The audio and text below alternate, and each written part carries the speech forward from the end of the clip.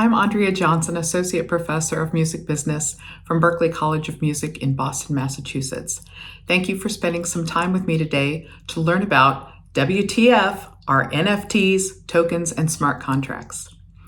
Now, when society as a whole uses acronyms to express themselves, like OMG, LOL, or MHO, there's something either completely amiss. Either teenagers are running the world, or tech has gotten a hold of all of us. Robots are running the world. Seriously, kids, you've got to get hip to that tech. It literally changes your virtual reality. We're talking today about WTF, our NFTs, blockchain, smart contracts, crypto, and tokens, so you can get hip to the way the entertainment industry is changing.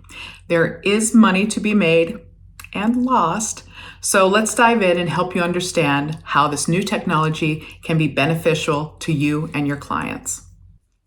So when we look at this new technology, we want to look at why we're involved. As musicians, we want to think about what our industry gives value to music. And so when we look at new music being created, we say that this is valuable because of the number of radio spins, because of the number of download sales, because of the number of streams, the rates that these songs get for sync licenses, how many people do covers of this music, and of course the Billboard charts. The higher it rises in the charts, the more valuable it is to the industry.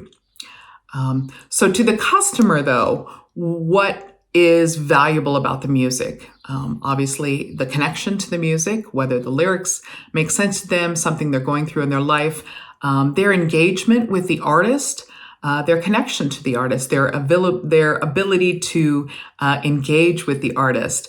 Oftentimes, that music is put together in limited editions, maybe signed copies, backstage passes. All of these enticements help the fans feel connected to the artist.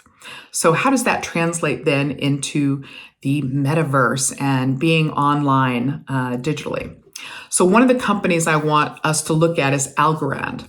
So Algorand is innovating by creating dApps, NFTs, and tokens. In 2017, it was founded by a Turing Award-winning cryptographer named Silvio Micali. It's fully decentralized, secure, and scalable. And it provides a common platform for building products and services for a borderless economy. That's one of the goals. Their vision is a world where everyone creates and exchanges value efficiently, transparently, and securely. Algorand is green, carbon neutral. So as you can see, they are working with some innovative companies. And if you look here, we're going to talk about some of their new innovations. So one of the companies that they're working with is a company called Stowy. It stands for the song that owns itself. Stowy, on their website, says it is a revolutionary shared ownership platform for music. Each Stowy is a smart contract that governs profit sharing for each song, splits between creators and with fans. At its heart, it allows creators to take back control of their works while rewarding all parties involved in its continued success. This self-service smart contract enables tokenization and payment fractionalization of media on the Algorand blockchain. So we're going to talk about that in a few minutes. Stowy was developed by Aubrey Anderson, Benjamin Palmer, and George Howard, my colleague and distinguished professor at Berklee College of Music. So this is what they did. On March 14th of this year, the team behind Stowy tokenized DMC's from the famous Run DMC song Million Scars. It enabled fans to co-own a piece of the song and share its future success, including any revenue earned from streaming, licensing, and more. The launch was celebrated with DMC at the Algo Ranch, which was a pop-up event in Austin, Texas that coincided with South by Southwest last month. The Stowy tokens for Million Scars were distributed via airdrop to the attendees of the Algo Ranch pop-up event, and online at stowy.org. And you can still get a free token if you log in. So I'm going to open this up so that you can see it and you can listen to it.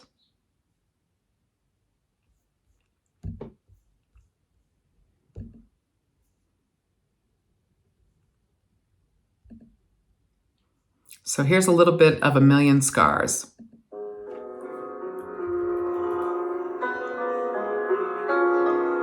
Lightning, laser beams. I've been having some crazy dreams. The angels and demons, they double team. I'm awakened by my own screams. Things ain't really what they seem. My OCD is so extreme.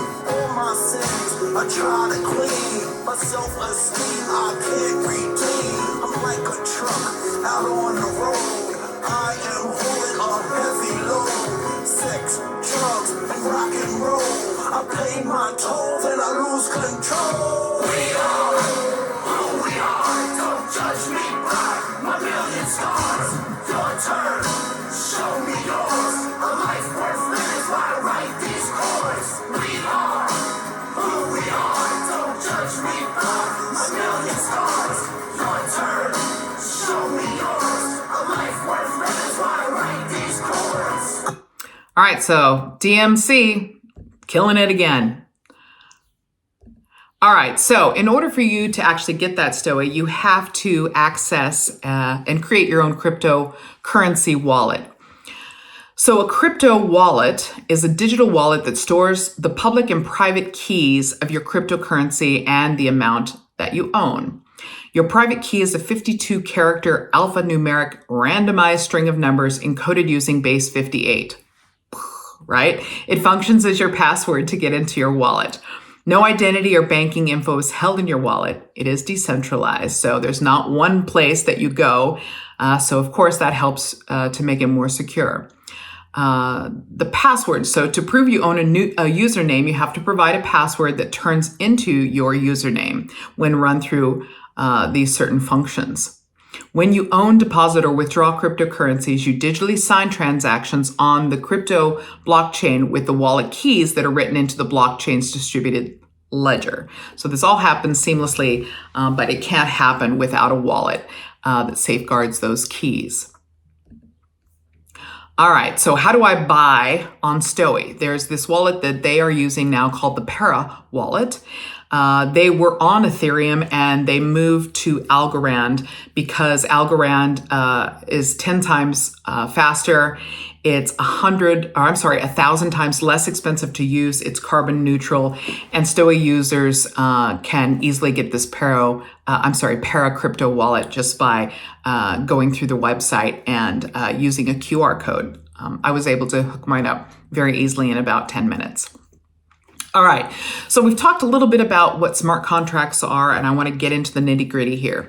So smart contracts work by following a simple if, when, then this will happen statement. It's written into the code on the blockchain. A network of computers actually executes the actions when predetermined conditions have been met and verified. So these actions could include releasing funds to the appropriate parties, registering a vehicle, sending notifications, or issuing a ticket. The blockchain is updated when the transaction is complete. That means the transaction cannot be changed, and only parties who have been granted permission can see the results. The idea of smart contracts predates the invention of Bitcoin. And it was actually launched through Ethereum in 2014 when this possibility of programmable blockchain logic came about. So the benefits of smart contracts is speed, efficiency, and accuracy. Obviously, once the conditions are met, the contract executes immediately. They're digital, they're automated, there's no paperwork, no time spent reconciling errors. There's trust because there's no third party, and because all of the encrypted records of the transactions are shared across the blockchain with all the participants, there's no need to question whether the information is altered. There's also security. Blockchain transaction records are encrypted, makes them very hard to hack. Each record is connected to the previous subsequent record on the distributed ledger. So hackers would have to alter the entire chain to change a single record, and that just is not going to happen. Smart contracts remove the need for intermediaries, and often that is the person who creates delays and additional fees. All right, so let's look at one of these. A smart contract example. It says each node running this blockchain has a copy of this smart contract. They can't be altered, but options for extending or replacing parts, for example, the term of the contract or the rate for the piece of music, can be done, but every iteration has to be programmed by your developer.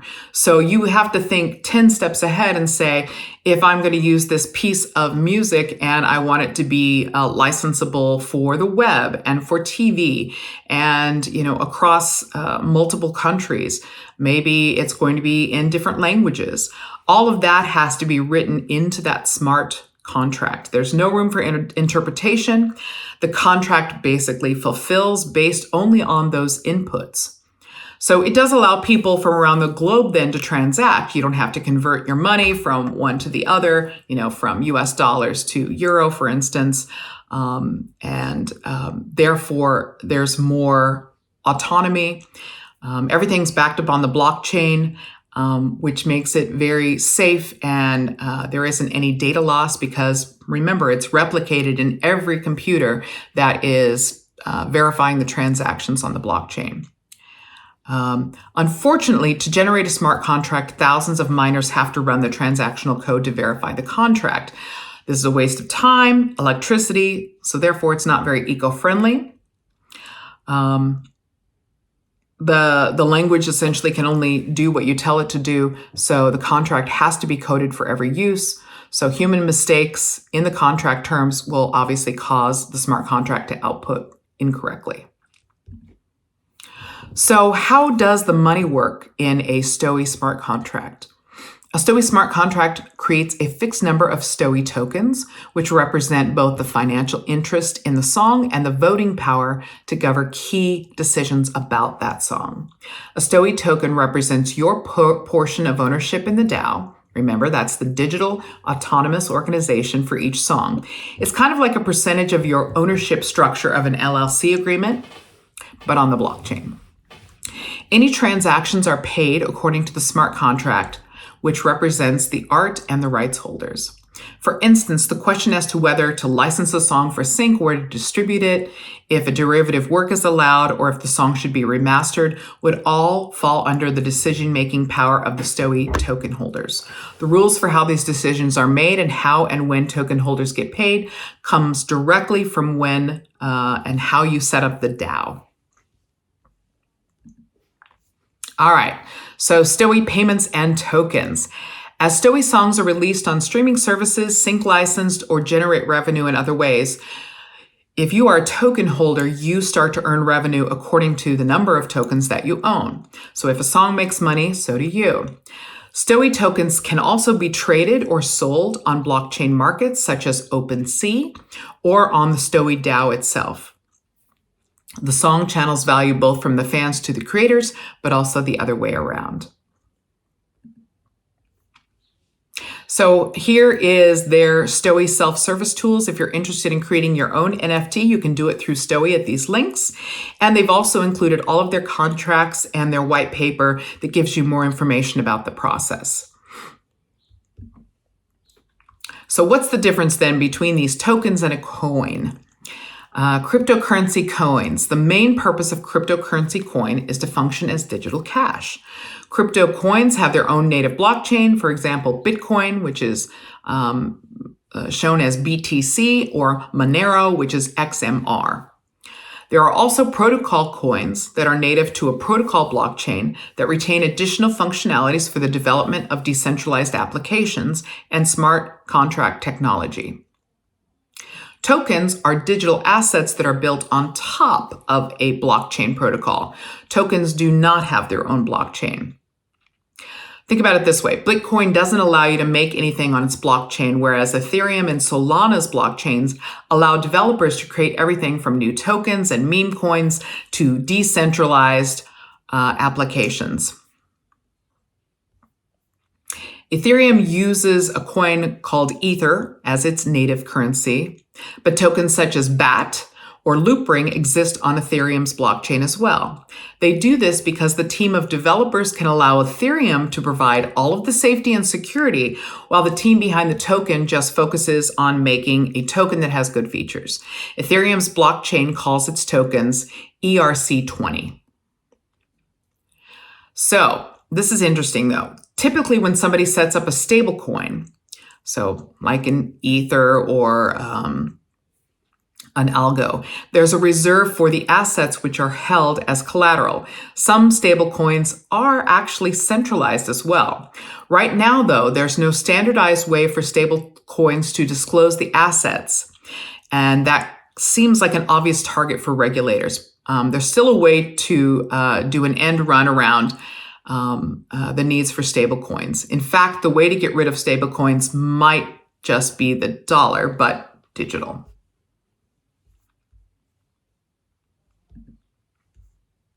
All right, so what do these coins actually do? And this depends on the type of token. Some just exist and have value, like the Dogecoin, but there are platform tokens such as Uniswap, which is used to exchange one token for another on Ethereum. Security tokens are decentralized digital tokens that make you prove you are who you say you are in order to access some data. Transactional tokens are used to transfer money, usually in order to make sure the fees are super low. BNB coin is a cryptocurrency that is used primarily to pay transaction and trading fees on the Binance exchange. I used that last semester to create our own Riff coin in one of my classes. It can also be used to make credit card payments, pay for travel, buy virtual gifts, process payments, make investments, make loans, donate to charity. And there's also governance tokens. They let people vote. So if you own a token, you get a vote. If you own 2 tokens, you get 2 votes. So tokens and what they do vary massively. All right, so let's talk a little bit about social tokens. These are the things that everyone is crazy for. So this is a social token that my previous student, Andrea Johnsons, created. He is an artist and a producer, and he was with me at Greenville University, and he's a Grammy Award-winning remixer. So he, in May of 2020, kind of before any of this blockchain mania started to happen, he released 100 cassette tapes, like old school, but they were only redeemable through the purchase of his personal crypto token, RAC. So people bought that, and then as they became more valuable, when they went to buy it, one of his tapes actually sold, so this would have been like a $20 cassette tape, actually sold for $13,000 as the value of that token increased. I think it's probably the most expensive cassette in history. So content creators can use the token they issue in 2 self-reinforcing ways: to build and reward their fan community and to compensate themselves for their creative work. Most frequently, though, fans buy tokens, but some artists, such as RAC, give them away to loyal fans. Fans receive benefits such as a unique video, access to group chats on Discord, or exclusive merchandise. Generally, different ownership levels receive different benefits. So it's kind of like the Patreon idea. So because only a limited number of tokens exist, rising demand increases their value. As the token's value grows, the creator can ultimately use them as a form of compensation. The creator can add benefits for community members, attracting yet more fans. Anyo started dabbling in the crypto space in 2017 before NFTs existed as they do today. So he partnered with Ujo Music and co-founder Jesse Grushak, and they launched his first album on the Ethereum network through a smart contract. Andre said, if you deposited X amount of Ether into the contract, you would get a zip file sent to you automatically. That was a simple idea. And then anyone who participated got a collectible token. So Andre's first audio-visual NFT in October of 2017 featured a 30-second art loop. It sold for $26,000.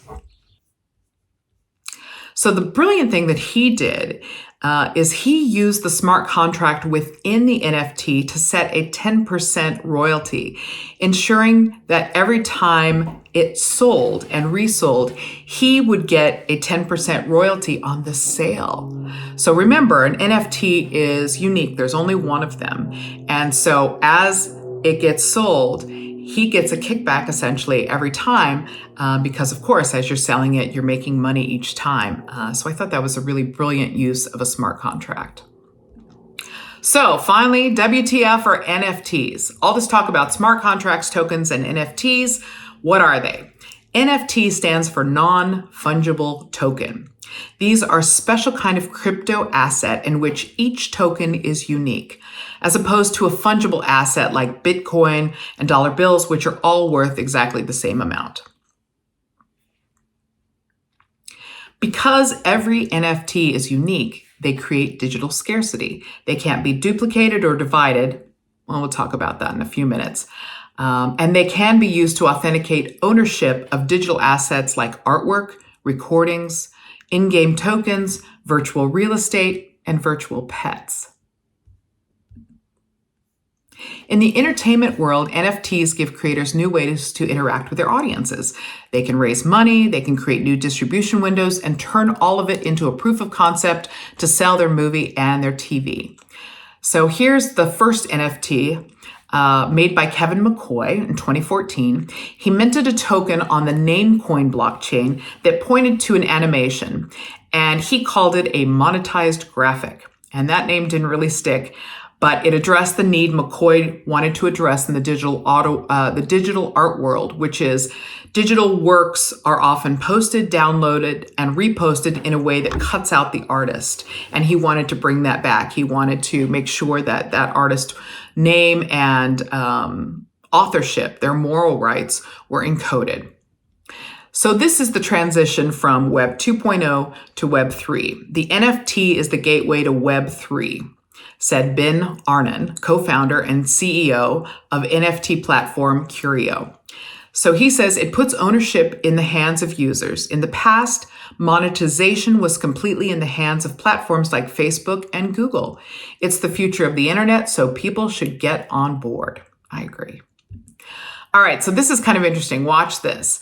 We're going to look at a digital art NFT made by the artist named Beeple. In October 2020, Beeple sells his 10-second video for $67,000 to Miami art collector Pablo Rodriguez Fraile. In October of 2020, a 10-second piece of video art of what appears to be a giant Donald Trump collapsed on the ground and covered in slogans amid an otherwise idyllic setting was purchased by Miami-based art collector Pablo Rodriguez Fraile for...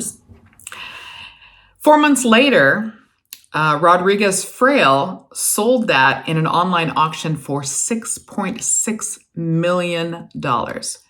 Now, if Beeple had put in that NFT a smart contract so that he would get 10% royalty, he would be a very wealthy man right now.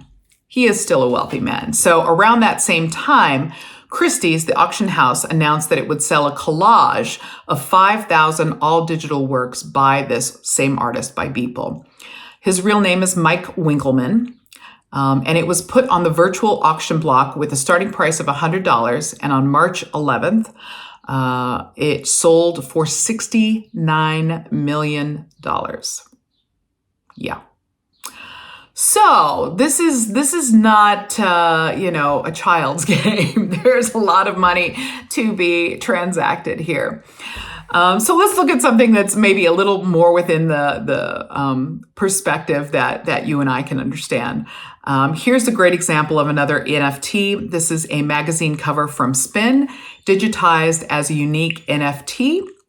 And Spin unveiled its NFT marketplace at South by Southwest last month. It had an inaugural auction featuring covers of Machine Gun Kelly and Perry Farrell. And the iconic publication is the first to make its covers available to fans in this new revolutionary format. The NFTs are limited, but they're actually going to issue 3 of them, one to the winning bidder, one to the featured artist, and one to a nonprofit of the artist's choosing. So essentially think of these as numbered art prints, essentially. 2 will be held in Spin and Nax's treasury. And this is the CEO of Spin saying, "We're excited to introduce these famous pieces as NFTs. It's an easy entry point for fans to begin to collect scarce and coveted digital photography and memorabilia while providing artists a way into the space." And this one, I believe, sold for about $2,500. That closed on Thursday, March 17th. So you can't get into those additional magazine covers now. I tried to go on last week to see if that was available, if other ones were available. And it looks like they're going to release them periodically over the course of 2022. So keep watching the space. Here's another really cool one, another music NFT by Diplo. So this is called Don't Forget My Love.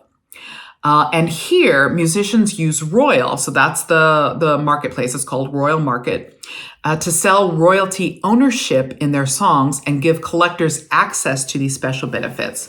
So collectors buy royalty ownership in songs from their favorite artists in the form of tokens. Collectors can claim royalties for the music they own after they've accrued. When the artist grows, everyone wins. So this is what this looks like. I thought this was fascinating. So Royal tokens give you partial ownership of a song's streaming royalty rights. So it's not the artist's album sales or download sales, but it does. They're putting streaming as the way to kind of get in, like dip their toe in. So ownership percentage and extras vary across each tier. So Royal will notify collectors when royalties are available to claim after the artist gets paid. So typically it's an 80-20 split, with the artist keeping 80% and then tokenizing the 20% of the copyright. So again, it's similar to Patreon. The patrons or investors buy shares, for example, tokens in the ownership of the song. This 20% interest, as you can see in those different levels, so silver, platinum, and diamond, were purchased at the $99, $999, and almost $10,000 token range, raising $400,000 for Diplo's song. And you can see it gives them special benefits like access to Royal's Discord channel where you can connect with the artist and actually talk, watch shows, things like that. Also gives you exclusive Diplo DJ music at the platinum level, and then dibs on future Diplo drops. So it's trying to incentivize fans to interact with the artist in this new way. So how does the money work? And I again found this fascinating, having been in royalties myself for many years. It takes about 250 streams on Spotify to make $1. So giving away fractional ownership of the streams didn't really look like it was going to be that great to me, but this is how the money works. So this is what I did. Don't Forget My Love, which you can see in that list there at the bottom is number 10, has 18,500,371 streams. So I multiplied that by the Spotify payout rate of 0.004. Yeah. And that says we've earned about $74,001.48. Now multiply that by 20%, and that's going to tell you what the token holders are going to earn. At this point, it's only a whopping $14,800.29. So to calculate the silver level, I took the payout percentage of 0.004 times 2,000 tokens, and I saw that equaled 8% of the 20. So 8% of 20 is 40% of the share. So that's going to go to the token holders at the silver level. So 14,000 times 40% is $5,920. Divided by 2,000 tokens, is a whopping $2.96 per token. So purchased at $99, we've got a ways to go before we recoup that investment. And you can see the same thing at each of the other levels. So at the platinum level, $3,700 would be divided by 100 tokens, $37 payout. The diamond level, $5,180 divided by 10 tokens. They've earned about $518. Now, if it's synced in a major motion picture for $1 million, $200,000 would be given out to token holders. So at the silver status, each token is worth about $40. Platinum status, each is worth about $500. And at the diamond status, that's each token earns about $7,000. So that's a little bit better. But I looked at the number one song there on his playlist. On that playlist is from Spotify. That number one song has 351 million streams.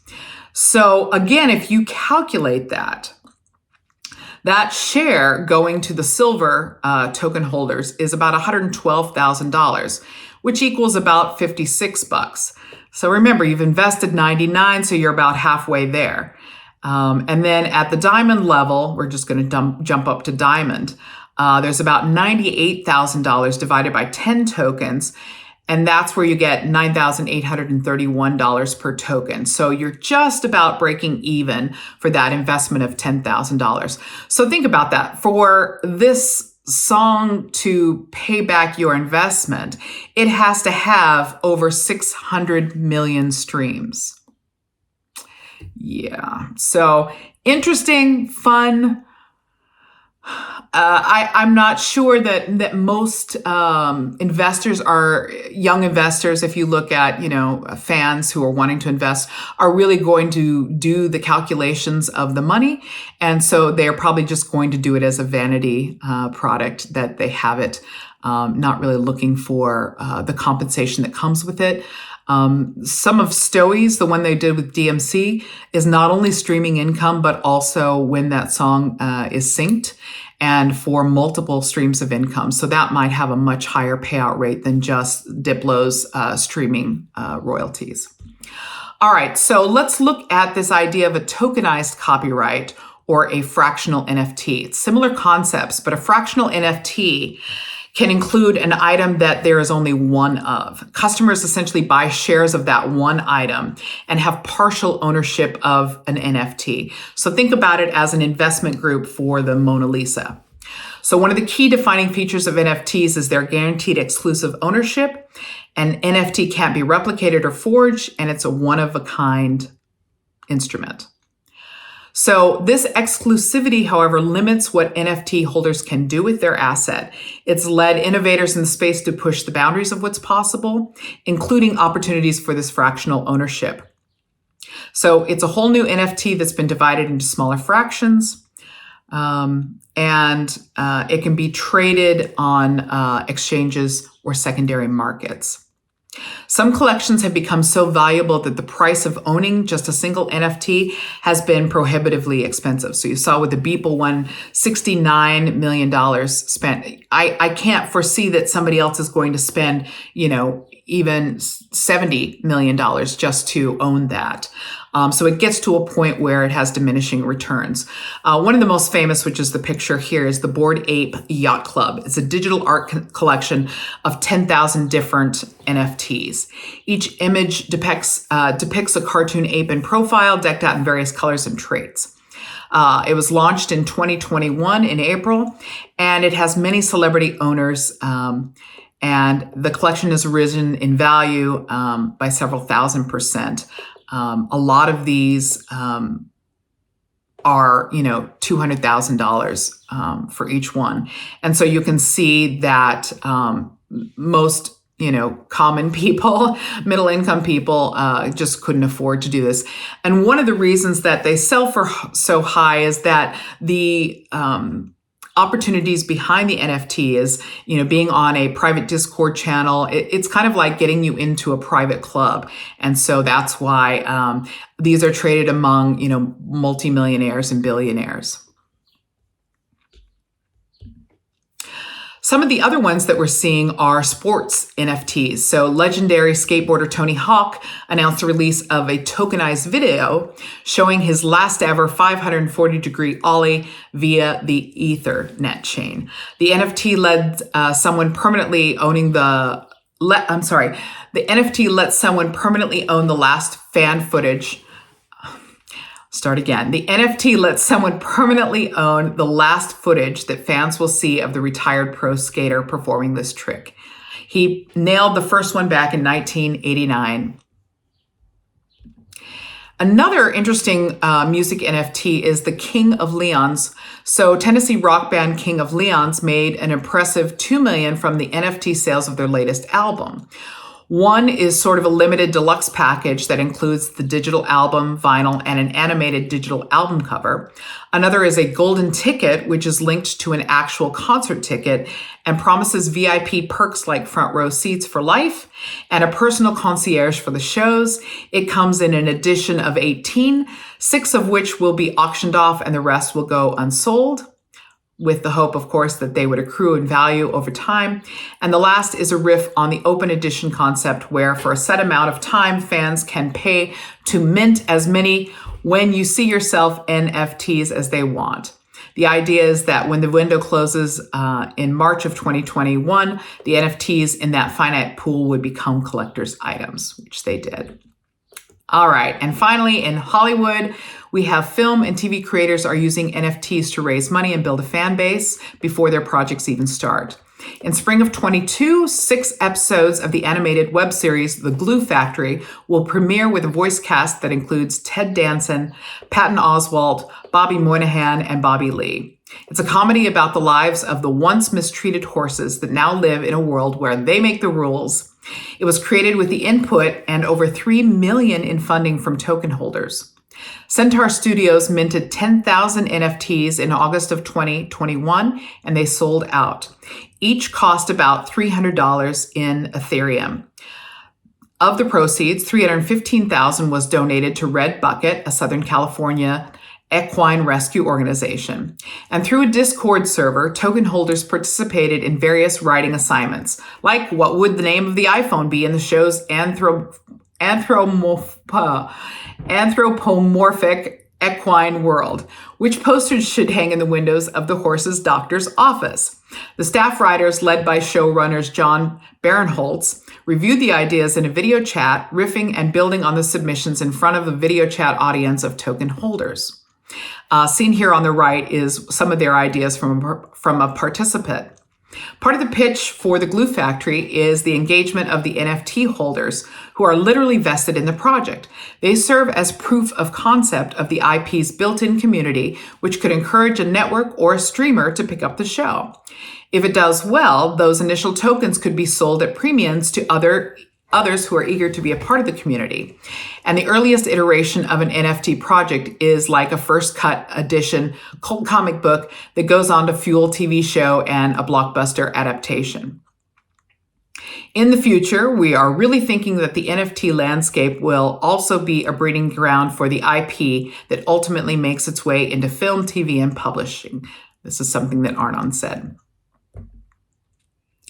All right, so now we have a new company also created with George Howard.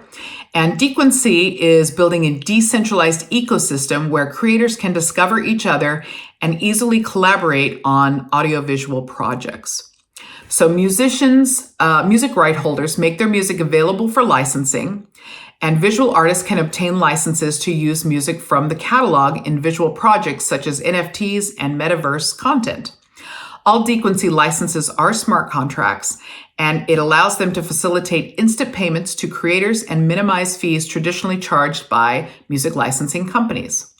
Proof of Taste protocol allows community members or tastemakers to earn cryptocurrency by contributing to assessments of music quality, potential popularity, and relevance to the platform and to the community.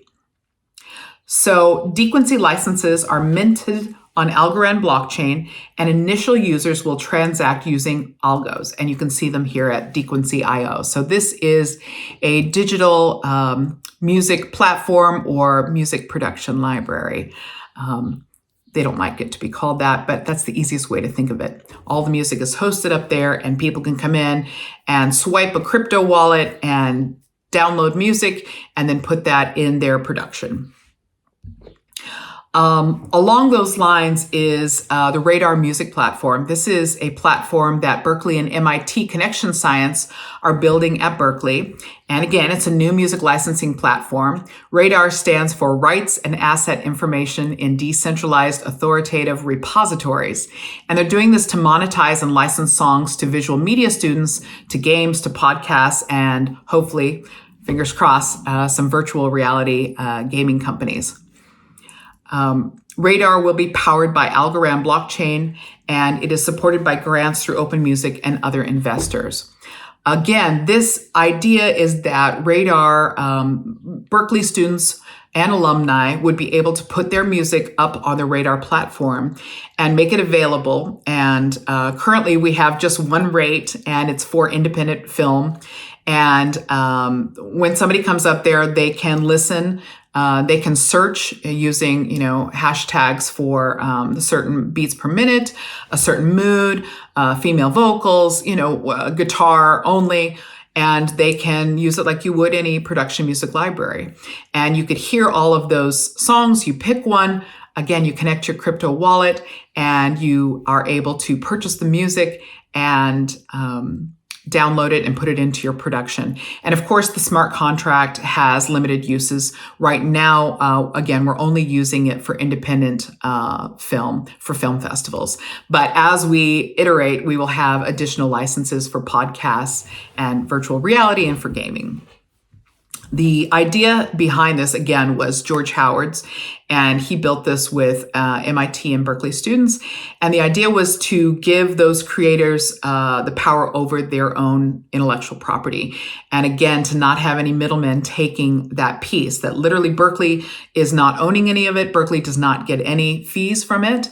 And we're hoping that the students, if they want to, they could designate some of those funds for a scholarship fund in the future.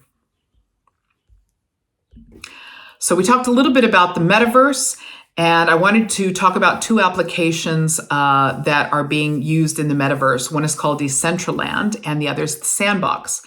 So Decentraland is an app which tracks land tokens for virtual real estate parcels. The platform uses Ethereum blockchain to track this digital land and requires players to own mana tokens that must be kept in Ethereum wallets. Developers can innovate within the platform to design interactions and animations on their virtual real estate. So investors have seen the rise of these virtual metaverses intertwined with games like the Sandbox as well. And this virtual real estate is basically the new big winner in the crypto world. They've recorded over 100 million in NFT land sales, in virtual land sales, according to DApp Radar data. The Sandbox was created in 2012 as a mobile gaming platform and is a play-to-earn blockchain version that allows users to create their own avatars to access various digital hubs, environments, and games on the crypto-driven metaverse. This version of the game, launched in 2018 by Sebastian Bourget and Arthur Madrid, lets players create their virtual worlds with non-fungible tokens on Ethereum, earning rewards while participating in the ecosystem. And then finally, we have the brilliant creator Imogen Heap, who has created the digital creative passport.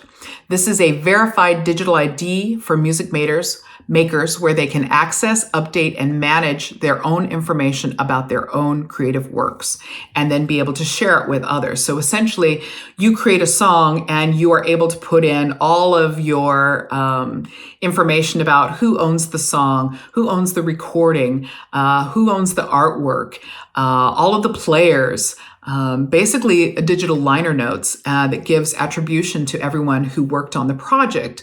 And of course, that is put in as metadata, and then it's carried with the song. So every time that song is transacted on the blockchain, those details will be put forth. And so anyone who uses that can see what who the owners are.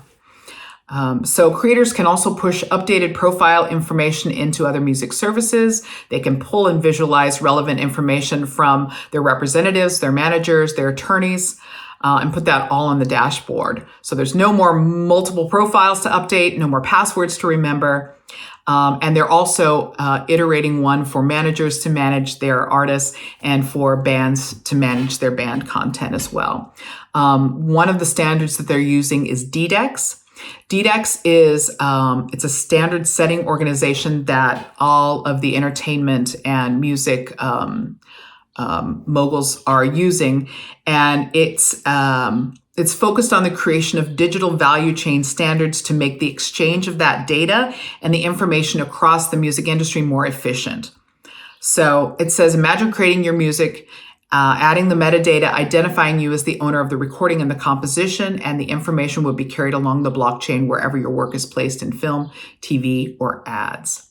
No more hunting down publishers on the PROs.